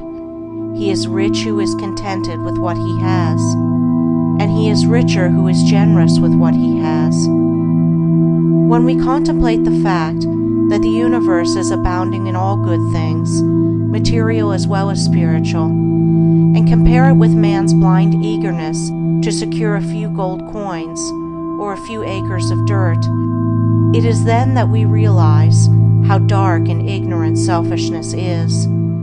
It is then that we know that self-seeking is self-destruction. Nature gives all without reservation and loses nothing. Man, grasping all, loses everything. If you would realize true prosperity, do not settle down, as many have done, into the belief that if you do right, everything will go wrong. Do not allow the word competition to shake your faith in the supremacy of righteousness. I care not what men may say about the laws of competition, for do I not know the unchangeable law, which shall one day put them all to rout, and which puts them to rout even now, in the heart and life of the righteous man? And knowing this law, I can contemplate all dishonesty with undisturbed repose, for I know where certain destruction awaits it. Under all circumstances, do that which you believe to be right, and trust the law. Trust the divine power that is eminent in the universe, and it will never desert you, and you will always be protected. By such a trust, all your losses will be converted into gains, and all curses which threaten will be transmuted into blessings. Never let go of integrity, generosity, and love, for these, coupled with energy, will lift you into the truly prosperous state.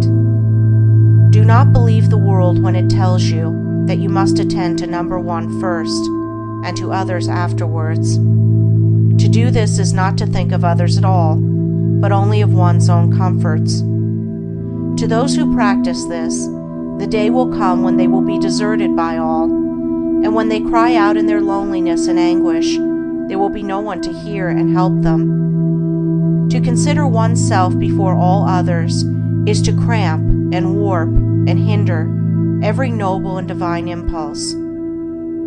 Let your soul expand. Let your heart reach out to others in loving and generous warmth, and great and lasting will be your joy, and all prosperity will come to you. Those who have wandered from the highway of righteousness guard themselves against competition. Those who always pursue the right need not to trouble about such defense. This is no empty statement.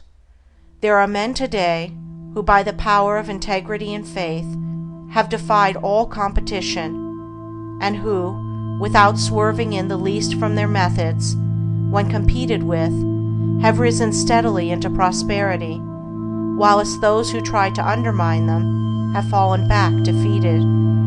To possess those inward qualities which constitute goodness is to be armored against all the powers of evil, and to be doubly protected in every time of trial.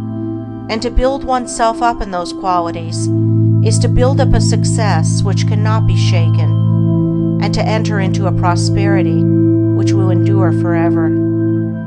The white robe of the heart invisible is stained with sin and sorrow, grief and pain, and all repentant pools and springs of prayer shall not avail to wash it white again. While in the path of ignorance I walk, the stains of error will not cease to cling. Defilements mark the crooked path of self, where anguish lurks and disappointments sting. Knowledge and wisdom only can avail to purify and make my garment clean. For therein lie love's waters, therein rests peace undisturbed, eternal, and serene. Sin and repentance is the path of pain. Knowledge and wisdom is the path of peace. By the near way of practice I will find where bliss begins, how pains and sorrows cease. Self shall depart, and truth shall take its place. The changeless one, the indivisible, shall take up his abode in me, and cleanse the white robe of the heart invisible. End of Chapter 7. Recording by Andrea Fiore. End of The Path of Prosperity by James Allen.